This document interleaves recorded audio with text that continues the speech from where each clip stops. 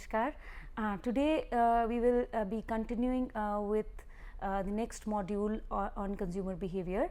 This is module 5 and this particular module is titled Models of Consumers and Model of Consumer Behavior. We will be completing this module in a total of 4 hours, and this module comprises topics like the models of consumers and models of consumer behavior. While doing models of consumer behavior, we will be speaking about models of consumer behavior as general models, basic models and specific models.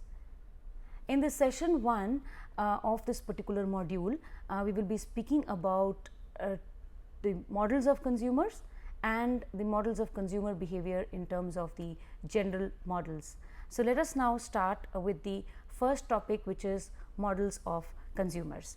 Now, as we all know, consumers are very different, they are very unique, they come with different needs, wants, backgrounds, different preferences, and although the decision making process is the same, they approach the process, or they basically orient the process through their own perspectives.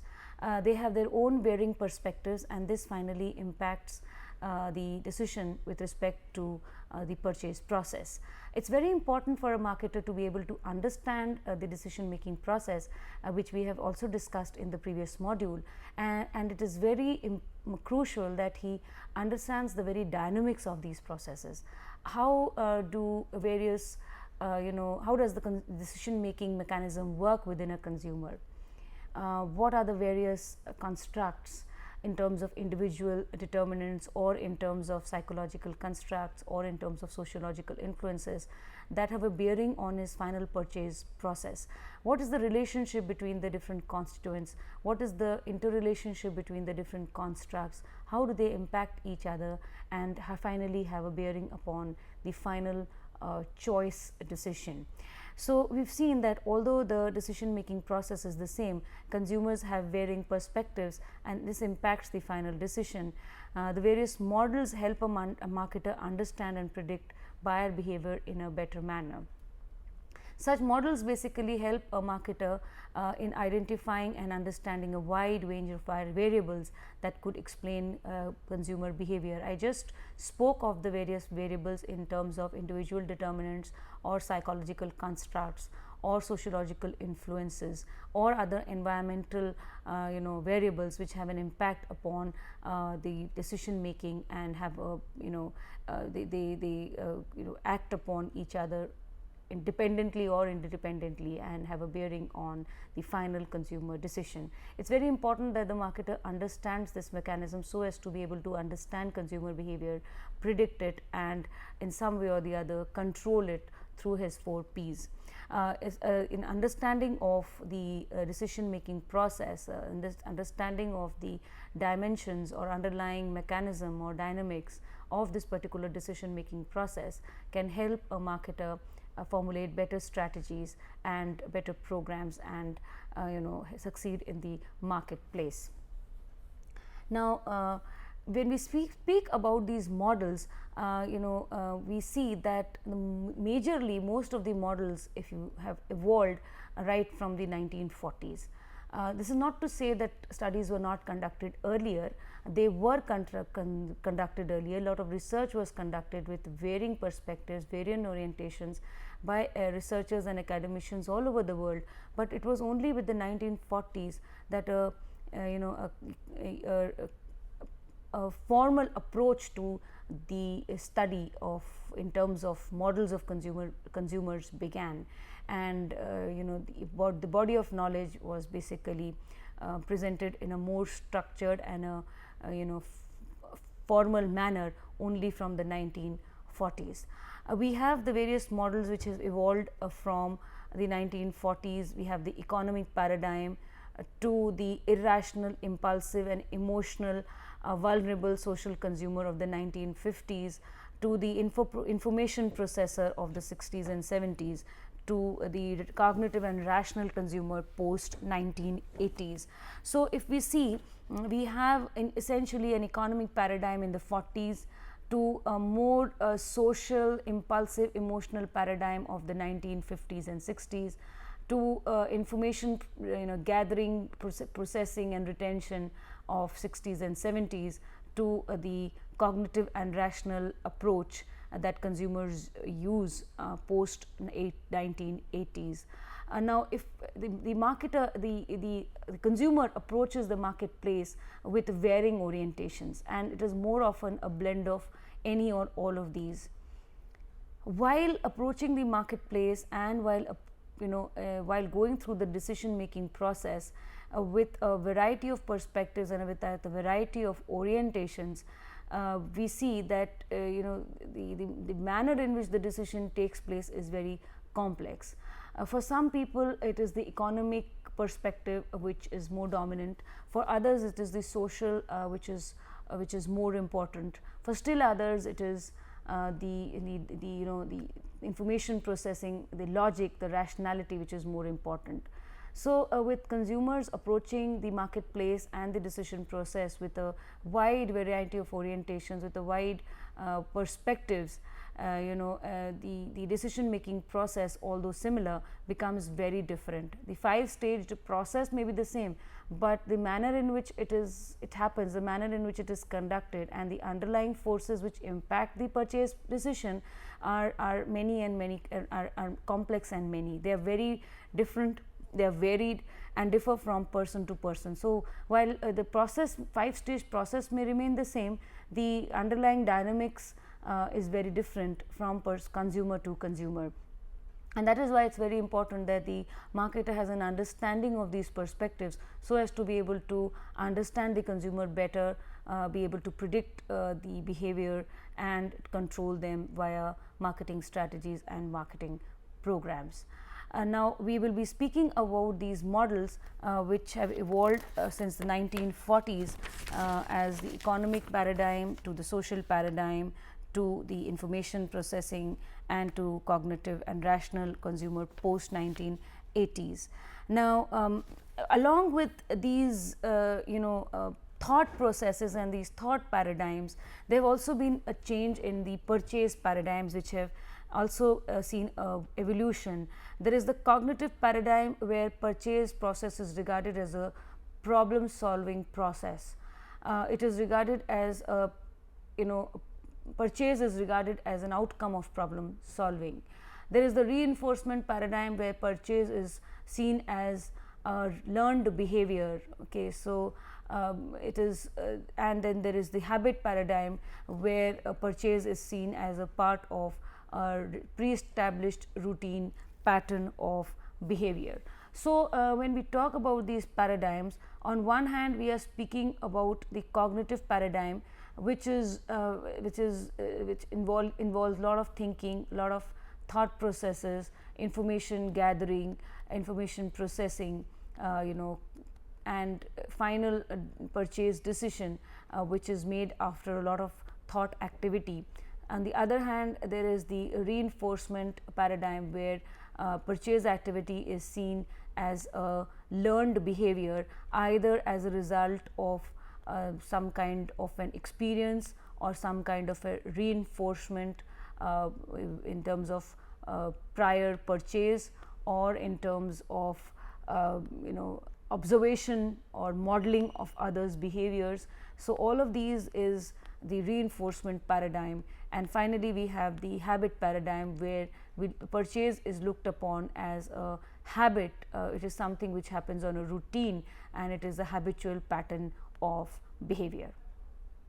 Now, with this we will move on to the various models of consumers, and as we have discussed earlier that researchers, academicians have basically tried to study the dynamics of consumer decision making. They have tried to see the various dynamics or the various mechanisms that undergo the consumer decision making process. They have basically classified 4 varying perspectives with which consumers approach the marketplace. These are underlying forces that operate within the consumers, and the consumers approach the marketplace with such orientations and with such perspectives. In fact, these variant orientations and perspectives have an impact on how consumers behave, the manner in which they do so. There are four varying views and perspectives of consumers, which are economic, cognitive, passive, and emotional.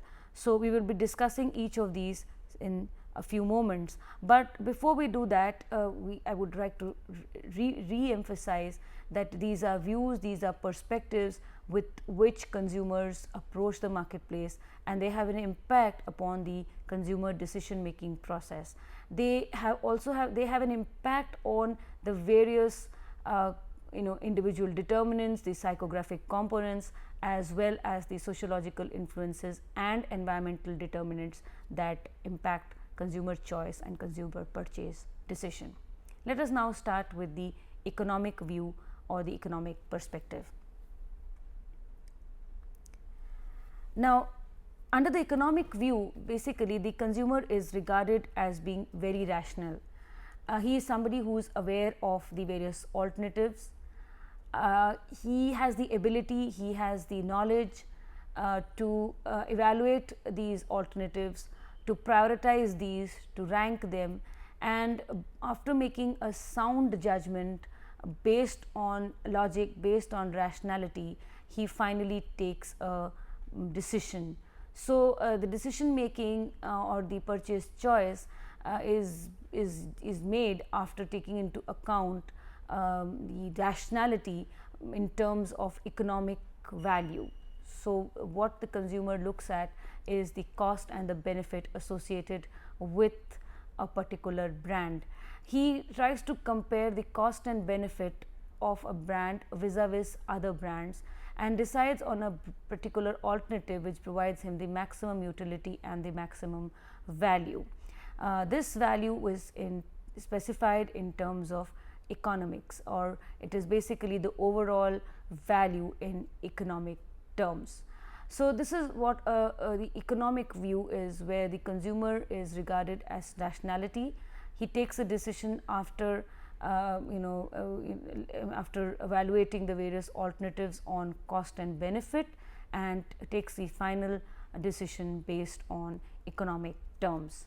The second view of consumers, or for studying consumers, is called the cognitive view. Under the cognitive view, the consumer is regarded as a problem solver. The need is looked up as a problem. The consumer goes through a process of problem solving and enters into a cognitive activity, cognitive effort.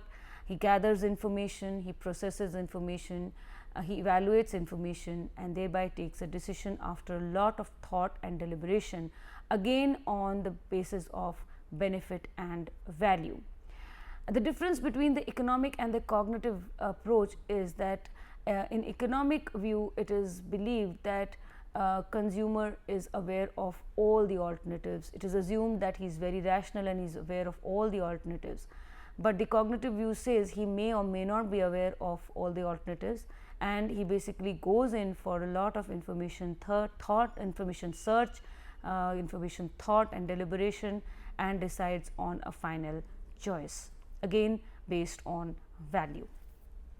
The third view to studying consumers is the passive view, which says that consumers are basically very irrational, they are very impulsive.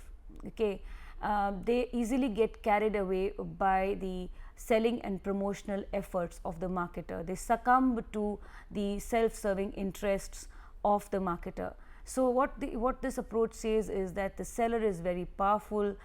They exert a lot of pressure on the consumers via aggressive promotion and aggressive marketing and aggressive selling, and the consumer, who is very irrational, very impulsive, gets carried away or succumbs to the selling and promotional efforts of the marketer.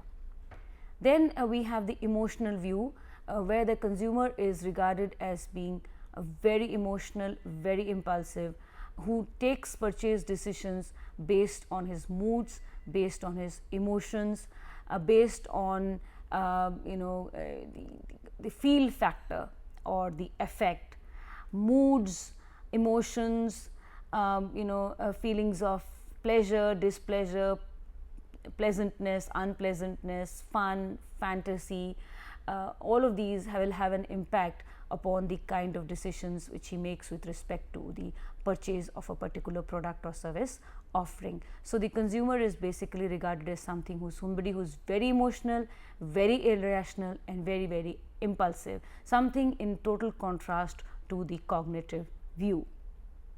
So, these are the various views, or these are the various perspectives with which researchers have classified, and these are orientations which actually orientations with which marketers orientations with which consumers basically enter the marketplace or approach the marketplace and enter into the decision making process. Now, let us come to the next topic, which is models of consumer behavior, and in models of consumer behavior we will be today focusing on the general models of behavior. We shall be speaking about the specific models later on. We shall also be speaking about some basic models later on. The general models basically refer to how varying orientations impact the buying decision process, and overall they impact the buyer behavior. Now, these models basically are classified as general models or specific models or basic models. We will be speaking about general models in terms of the economic model, the psychological model, the sociological model and the psychoanalytic model.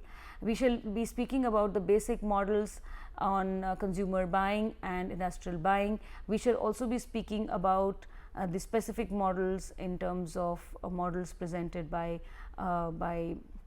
Nicosia, Howard and Shate, Engel, Collett and Blackwell, which was later modified by Engel, Blackwell and Miniard, and then we should also be speaking about Bettman's model on information processing. So, today we will be focusing on the general models of consumer behavior.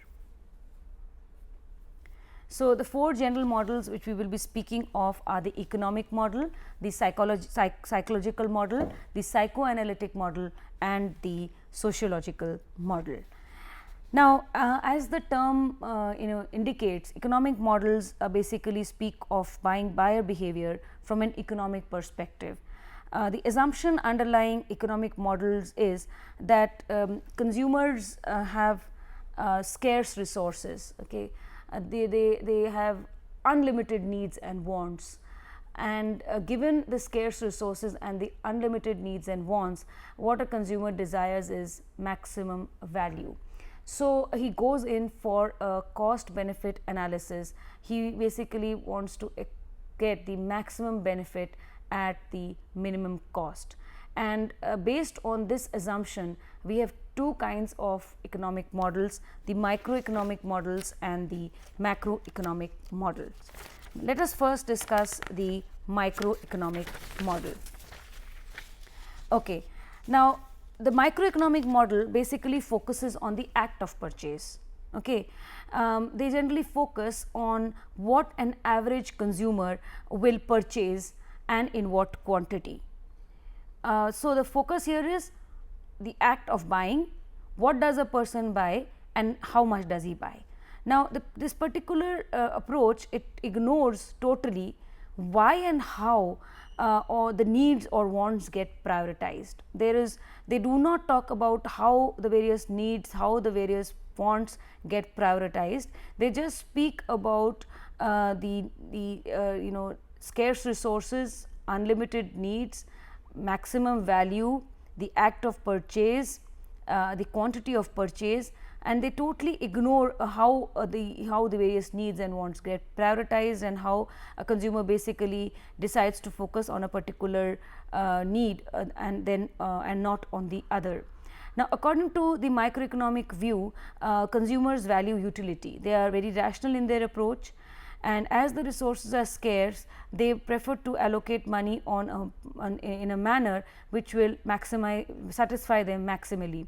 So, they value utility, they are rational, and because resources are scarce, they would basically allocate money on purchases in a way which will satisfy them maximally. Decisions are based again on benefit to cost ratio, and the consumer will select or settle on an alternative that gives him the highest benefit to cost ratio. However, there are limitations with this particular approach. The consumer is not always rational. Okay. Also, it is seen that what consumers in day to day life actually seek is average or adequate satisfaction. They do not always seek total satisfaction or total they basically look for something which satisfies them on an average or provides them adequate satisfaction. They are not always looking for total satisfaction. Also, it is seen that consumers assess the benefit to cost ratio differently. The manner in which the two variables are defined, that means the cost and benefit, the manner in which these two variables are defined is different. They are variedly defined across consumer segments, and this makes the issue very subjective. The particular approach also is totally silent about the various forces that operate during the buying process. So, because of this microeconomic models are subject to subject to a lot of debate, and have been questioned by researchers in the area of consumer behavior, who feel that without actually giving importance to the underlying forces which impact consumer behavior, the discussion is something which is very inadequate and flimsy. So, the second kind of models which form a part of the economic view are the macroeconomic models. Speaking about the macroeconomic models, we say that they basically focus on the overall trend in the economy, and they say that the aggregate flows of money and income in the economy has impact on buying patterns and consumption behavior in the society. There are two orientations with which macroeconomic models have been dealt with: the relative income hypothesis and the permanent income hypothesis. According to the relative income hypothesis, a person's income is expenses. A person's expenses are influenced by the social surrounding and the group to which he belongs.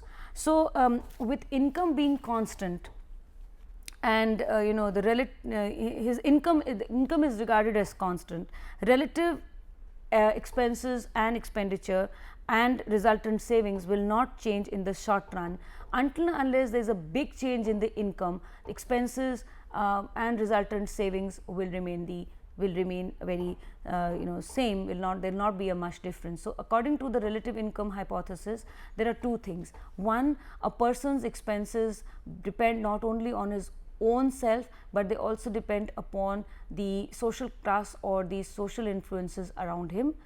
Two, with income remaining same, expenses and savings in the short run will not change. They will not change until unless there is a big change in the income, resulting in a change in savings and disposable income. So, because there is not going to be a change in the total income, and total income is regarded as constant, there will be a change in savings and resultant disposable income only and only if total income changes in a big way. Until then, expenses will remain the same, they will be static. This is the relative income approach to understanding the macroeconomic view of consumer behavior. The other approach to study macroeconomic models is the permanent income hypothesis. According to the permanent income hypothesis, even if the total income increases, it is looked upon as temporary and short term. Okay, people will exhibit a kind of a resistance or a kind of an inertia to bringing about a change in their consumption patterns. Okay, they would basically in the beginning with an increase in income, their priority is to save. Okay, their priority is not to spend, but their priority is to save, and because this increase in income is looked upon as something which is very short term and it not going to last long term. So, people prefer to spend only what they were spending earlier. People consumption patterns do not change at all, and consumers will exhibit an inertia or a resistance to buy. The consumption patterns will remain the same and it will not change immediately. It will be some time before they get used to this increase in income, and it's only and only then that expenses may increase. So, what we are trying to say is that whenever there is an increase in income, consumers will not immediately react to buying. They will their approach will not be or their orientation will not be to spend immediately. The first reaction would be to to save for a rainy day. The first reaction would be to continue to spend what they were spending earlier. It is only and only a later after some considerable amount of time has passed that they get used to this increased income and expenses will increase. So, the permanent income hypothesis says that even if total income changes, people will exhibit an inertia because they want to accumulate wealth, they want to save for more money, and expenses, if increase, will not happen immediately. It will take some time before total expenses actually increase. This is the microeconomic view, but there is also a limitation with the microeconomic view, which is again like there are limitations with the macroeconomic view, which are similar to the microeconomic view, that they are both silent with respect to underlying forces that operate during the consumer purchase and consumer consumption. They ignore the impact of sociological influences, they ignore the impact of psychological constructs, and focus only and only on money and income as determinants of consumer behavior. Now, we come to the second model, which is the psychological model. Okay. The psychological model to consumer to behavior was proposed by classical psychologists like Pavlov. In fact, because major contribution was made by Pavlov, this model is also called the learning model or the Pavlovian learning model. Now, according to this particular model, consumption behavior and decision making is a function of an interplay or interaction between the four constituents of learning, or the four elements of learning, which are need and drive, stimuli and cues, response and reinforcement. So, according to Pavlov and according to the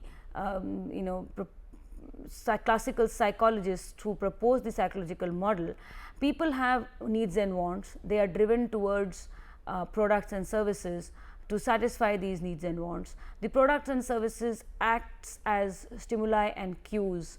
The consumers purchase these products and service offerings. So, the purchase activity is a response, and following a response or following the purchase, consumers expect a satisfying experience in the form of a reward or a reinforcement. Subsequent purchases or subsequent behavior in terms of repeat purchase would actually depend upon the reinforcement received. In case the experience is pleasurable, it is satisfying and positive, and reinforcement is positive, the repeat purchase will occur, and in case the experience is negative or dissatisfying, or the consumer experiences negative reinforcement, the repeat purchase will not happen, and in subsequent purchases will mean a new brand or a new alternative rather than going in for the earlier brand or the earlier alternative. So, this is here according to this model, consumer behavior basically is impacted by consumer learning, and consumer learning actually occurs because of the four elements, which are the human need and drive, which leads to which moves towards a stimuli or a cue in the form of a product or service offering, leading to a purchase or a response, leading to an experience in the form of a reinforcement. Now, when we talk about the classical these classical psychologists, they basically focused on the learning experiences of buyers, and they said learning is actually a product of information search, information processing, reasoning and perception. Reinforcement is important. It leads to habit formation, and the decision process for an individual becomes routinized, leading to brand loyalty. So, in case there was a positive reinforcement, it would basically lead to habit formation, it would lead to brand loyalty from the customer, and ultimately the consumption pattern becomes extremely routinized. So, they also said that consumers learn through trial and error, and resultant experiences have a role to play in consumer learning. Once a person goes through any kind of a trial and error and finds an experience pleasurable, he would repeat that purchase, or he would repeat that behavior and go in for a repeat purchase, else he would change his purchase decision. Now, while this particular approach gives a lot of importance to learning and perception, and gives due weight to the psychological constructs that operate during consumer decision making, yet there are certain limitations with this approach. The model basically seems incomplete. There are a lot of other constructs which impact on the buying process. Learning is not the only element, learning is not the only construct, or learning is not the only psychological influence which affects consumer decision making. There are other individual determinants like motivation, need, want, involvement, perception, attitudes, personality, self concept, self image. Apart from that, there are interpersonal influences or sociological influences that come from the family, friends, and opinion leaders and reference groups. But this particular approach is silent about all of these and gives weight only and only to learning, that consumer learning, which they say has an impact upon consumer decision making. So, the model seems to be a little inadequate. Okay. Now, we move to the third model, which is the psychoanalytic model of consumer behavior. Now, proposed by Sigmund Freud, this particular model tries to explain consumer behavior as a resultant of forces that operate at the subconscious level. According to this particular model, buyers' needs and desires operate at several levels of consciousness. Not all of consumer behavior is understandable or explainable. Also, not all of human behavior or consumer behavior is overtly visible or explainable. So, according to them, much of human behavior occurs at a subconscious level, which is not visible, which is not explainable, and similar to this, even a lot of consumer behavior and a lot of dynamics of consumer behavior operate at this subconscious level, which cannot be always seen or which cannot be always explained, because they happen within our subconscious. So, according to this approach, consumer behavior and decision making is dependent on a number of forces which operate at the subconscious level. Many of these are not visible to any other people. Sometimes they may not be even realized and understood by the person himself. And the only way you can understand them is by drawing inferences either from observing people or observing consumers, or by some kind of a casual probing, questioning and answering, or subsequent discussion with fellow consumers. So, this is what the psychoanalytic model of consumer behavior says. Now, there are two other contributions that have been made to the psychoanalytic model of consumer behavior.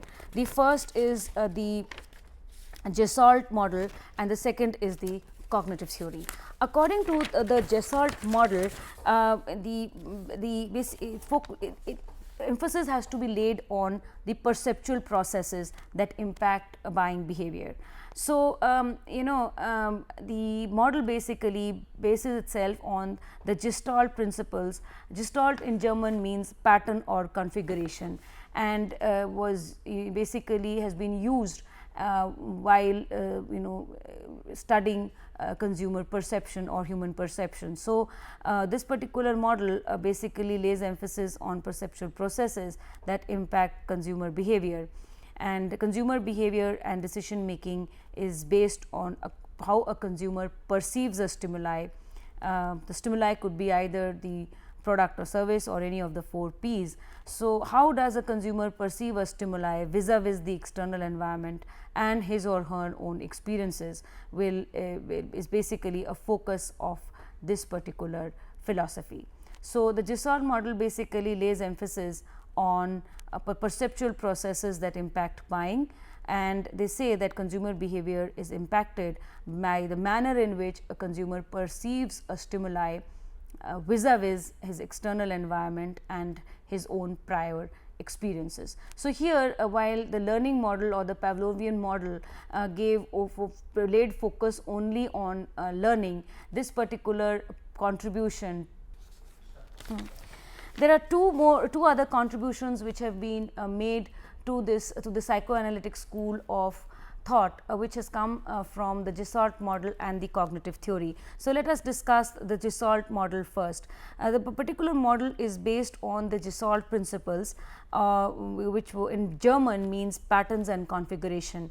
The Gestalt principles basically focus on the perceptual mechanism that takes place within an individual, and in terms of consumer behavior, the Gestalt model explains the role played by perceptual principles or perceptual processes in impacting buyer behavior. So, consumer behavior and decision making is seen in terms of how a consumer perceives a stimuli vis-a-vis his external environment and his or her own prior experiences. A stimuli here could be a marketing stimuli in the form of the 4 Ps or the product or service offering or the entire mix. So, the Gestalt model basically gives importance to perception, something which was ignored in both the learning model and the psychoanalytic model discussed earlier. The second contribution to the psychoanalytic view has been is the cognitive view. According to the cognitive view, the consumer faces a feeling of anxiety or dissonance while making a purchase. This is because he is faced with many alternatives, and all of these alternatives are equally attractive and seem desirable. So, while he makes a decision, he suffers anxiety, he suffers tension, and after the purchase is made, after the physical transaction is over, this dissonance or this anxiety or this tension increases even further. So, the consumer basically tries to tries to reduce this dissonance. He tries to fight the state of disequilibrium, and he does so by gathering information by that support his product or brand choice, by talking to others, by collecting information from the marketer, from the dealer, from the websites, from fellow consumers, so as to strengthen his knowledge base that supports his product choice or his product choice decision, so that he can actually overcome this feeling of anxiety and dissonance. So, there is the imbalance in the cognitive structure is overcome by the consumer, who tries to get out of the state as soon as possible. He gathers information that supports his choice and avoids all the kinds of information that goes against his choice. So, this is the cognitive theory which is as a contribution to the psychoanalytic view or study of consumer behavior. Now, we come to the sociological model, which was basically proposed by and is based on the findings of Veblen, and he basically emphasized on the role played by social groups or the social class.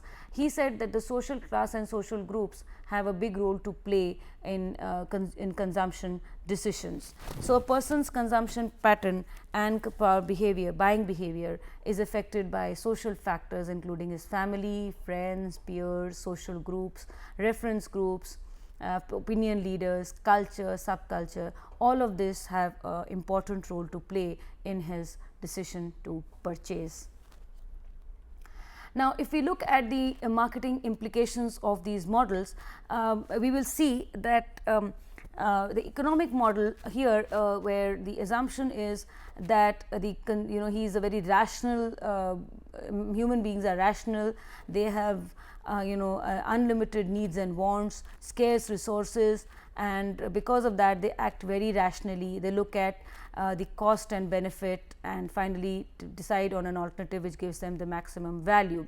So, if we look at this if we move at this with this assumption, we see the implications that are drawn for a marketer are that consumers are price sensitive, they look out for a value proposition and thus buy those things, those product and service offerings that give them more benefit vis-a-vis cost.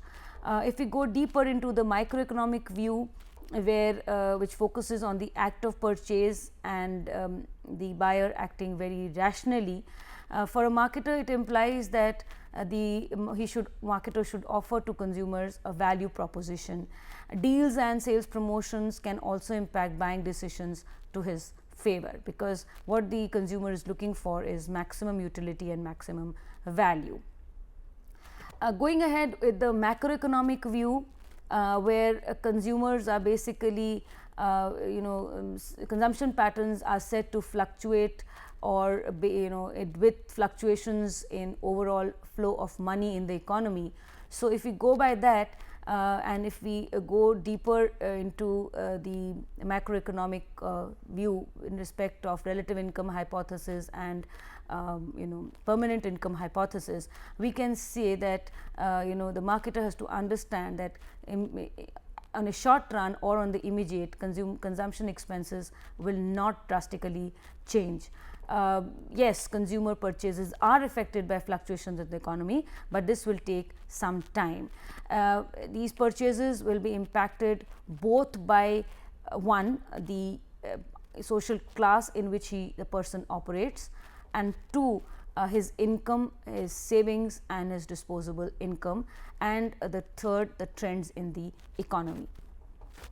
Moving to the second model, which is the psychological model, which focused on consumer learning and said that consumer learning has an impact on consumption decision, and learning is a function of 4 elements, which is human needs and drives, cues and stimuli, response and reinforcement. So, if we go with based on the psychological model, the various implications for a marketer are that consumers learn from experiences of self and of others.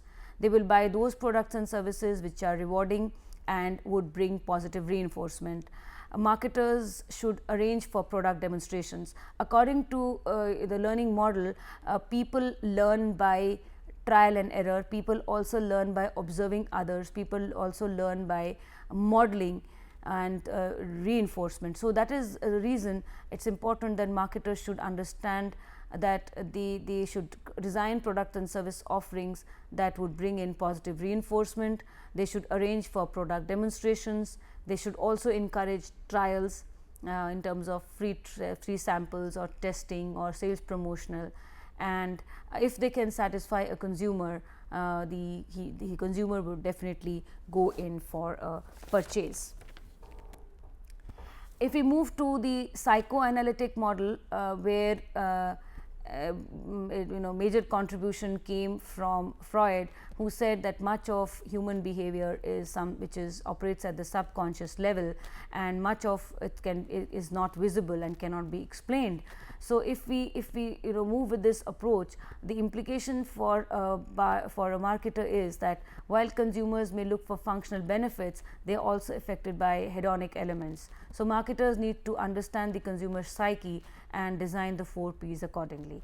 This also has implications on the manner in which a product is priced and the manner in which it is promoted. The psychoanalytic and the cognitive schools contributed to the psychoanalytic school of thought. Gestalt school of thought gave importance to perceptual mechanisms, and the cognitive school of thought gave importance or spoke about the tension, the anxiety or the dissonance that consumers face. So, what are the implications these views or these thoughts have on the marketer. As far as the Gestalt philosophy is concerned, this has implications in terms of brand management, branding, brand associations and imagery, the manner in which consumers perceive brands, the manner in which they perceive prices, or the manner in which they perceive a particular advertisement or a store, or the imagery in terms of the dealer image or the store image or the price image. All of these basically have to, the marketer has to understand, have a bearing on consumer thought process and consumer decision making. Coming to the cognitive view, cognitive view is basically speaks about the dissonance and is related to post purchase behavior. Marketers should draw upon their learning in the form that they should try and help minimize the consumer's post purchase dissonance. The marketer should provide, reassure the consumer. The dealer has a very vital role here. The dealer should provide reassurances. Companies could provide reassurances by formulating well structured warranty guarantee schemes. Apart from that, customer toll free numbers or can and frequently answered asked questions can help provide some kinds of reassurances. The toll free number could be approached by could be called upon by the consumer, and he could basically seek some reassurance from the company or from the seller. Similarly, frequently asked questions on the website also relate to similar questions or similar dilemma that other consumers may have faced, and answers to such questions also help reduce dissonance in the minds of a consumer. So, also by providing a lot of information about a particular product category and about brands in magazines, trade journals, newspapers, or through editorials, etc., can help reduce cognitive dissonance. Information on the website also can help reduce dissonance. As far as the sociological model is concerned, Veblen said that a consumer's behavior is impacted by the social class in which he operates, his friends, his peers, his family members, etc. So, drawing upon this, marketers should understand that purchase behavior is affected by the social group, and they must make cautious use of social appeals. Opinion leadership and social appeals can help a consumer and have an impact on the consumer. Opinion leadership can be used by marketers effectively. Social appeals can be used by marketers effectively, so as to be able to generate a social effect on consumer decision making and consumer behavior. With this, we come to the end of session 1 of module 5, but before we do that, let us have a look at the references and the questions.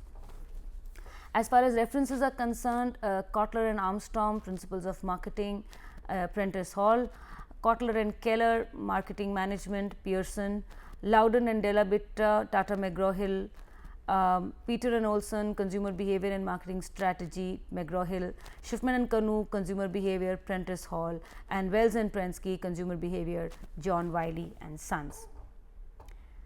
Let us have a quick look at the questions. What are the various questions which can be asked?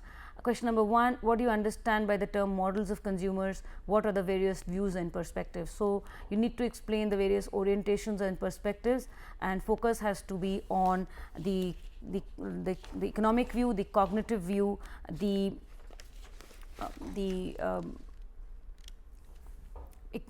passive view, and the emotional view. So, you have the economic view, the cognitive view, the passive view, and the emotional view. Question number 2, write short notes on the following: the psychological model of consumer behavior, where we will speak about the learning model of Pavlov, and you will say how learning impacts consumption by behavior, the role of reinforcement, trial and error, as well as observation, modeling. All of this has to be explained as a part of this answer to this question. Psychoanalytic model of consumer behavior, we start with Sigmund Freud's theory that behavior operates at a subconscious level, and you move on to contributions made by the Gestalt school, which gives focus on perception and the cognitive view which gives importance to how consumers try and resolve the consumer dissonance that they face post purchase. Coming to a quiz, so you can start with a true false. The first question is, according to the cognitive view, a consumer takes a decision and makes a choice as after taking into account the cost and benefit and the overall value in economic terms. So, is this true or is this false? So, this is a false statement. This is not the cognitive view, but this is the economic view. Second question, the cognitive view holds relevance for post purchase behavior. So, is it true or is it false? So, the basic answer to this question is that this is false. Okay. The cognitive view does not hold relevance for post purchase behavior, and the next question is multiple choice questions. The Dassault model is a contribution from the Dash school of thought, where the A sociological, B psychological, C psychoanalytical, D none of the above. The answer is C. The Dassault model is a contribution from the psychoanalytic school of thought. Question number 2, which of the following is not true about the psychological model? A, consumers learn from experiences of self and others. 2, they would buy products and services that are rewarding and would bring positive reinforcement. C, they believe in what their social groups say, and D, repeat behavior would depend on reinforcement received. The answer is C, they believe in what their social group says. This is not a part of the psychological model, this is a part of the sociological model. Now, we come to fill in the blanks.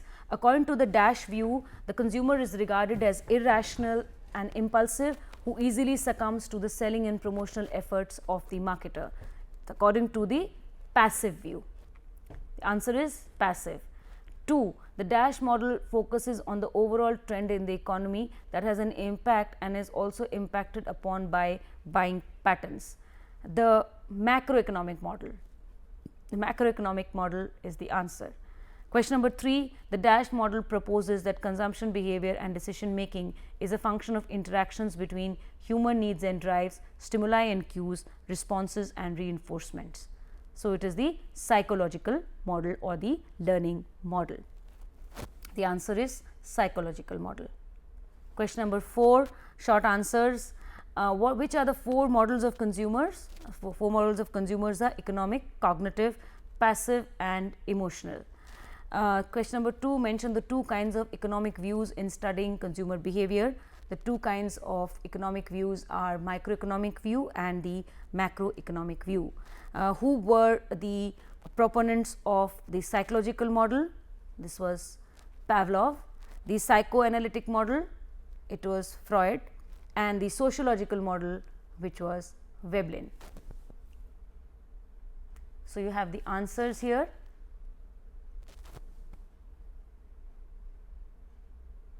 This brings us to the conclusion of session 1 of module 5. We shall be discussing the basic models and the specific models in the next session. Thank you.